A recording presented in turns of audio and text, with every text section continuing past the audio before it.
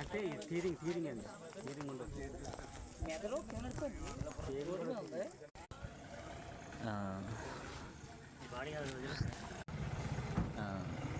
ASR జిల్లా పోలవరం జిల్లాకి బోర్డర్లో, అంటే పోలవరం సరిహద్దులోనే ఇది యాక్సిడెంట్ అయ్యింది.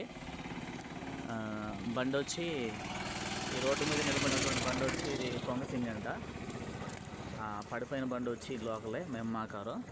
అయితే లోడు బండి కాకరపడి నుండి సర్వారం మీదకి వెళ్తూ ఉంటే సర్వారం నుండి వచ్చేటువంటి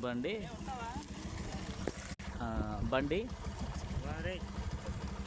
వెంటనే బస్సును క్రాస్ చేసుకోబోయి వస్తున్న లోడు బండిని కొట్టేసుకున్నాడు.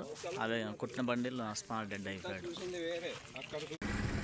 యాక్సిడెంట్ అవ్వడానికి కారణం ఏంటంటే స్పీడ్లో 3 బండ్లు ఒకేసారి దగ్గరగా అయిపోవడం వల్ల అది యాక్సిడెంట్ అయ్యింది.